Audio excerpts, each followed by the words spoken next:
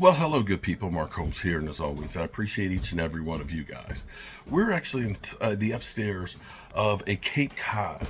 Now, Cape Cods, they have the real tall roofs and stuff in there, so it's really kind of like a 1.5-story place. Now, this is the length of the house, which is nice because it is very spacious, but we're going to take this and we're going to try and make this into like a loft, kind of a self-sufficient unit, so to speak, or guest suite, kind of like if you were going to go stay at a hotel. This is what you'd have. Now, unfortunately, it's about 6'1", 6'2" ceiling. So the first thing we're going to do is these light fixtures. We actually have some really nice thin ones that we're going to replace these with. They'll go great. Flush mount. They're only about 1 inch tall. Now you can see the shape that we have right now. This is actually like the main living space here, which is actually pretty good. You do still have some nice flat ceilings. It gets to be less usable to about here, but that's where you put like dressers and things like that.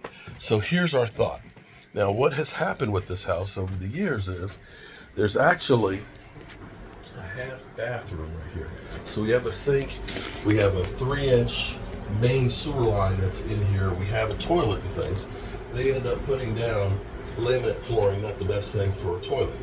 So what we're going to do is we're going to make this into a full bathroom. So here's the thing we're going to end up doing is, and this is where I've been thinking about this. We're going to take this wall out here.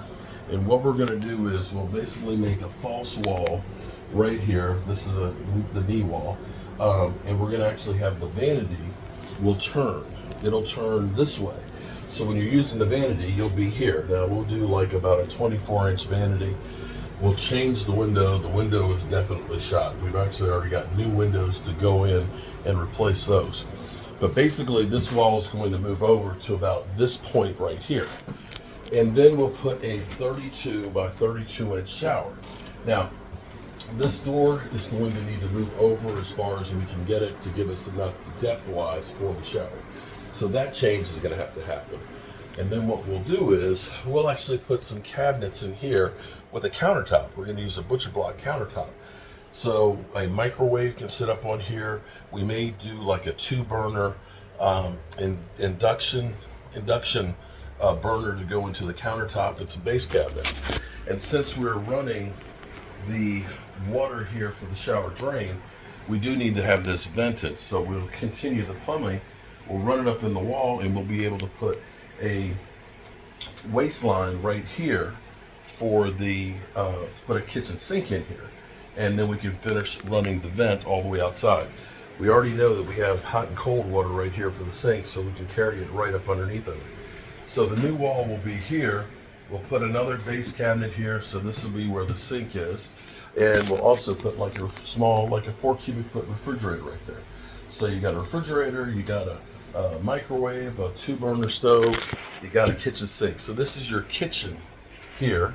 You've got a full bathroom, and then you have this amount of space for a bedroom. It's kind of an efficiency apartment, and actually not a bad one.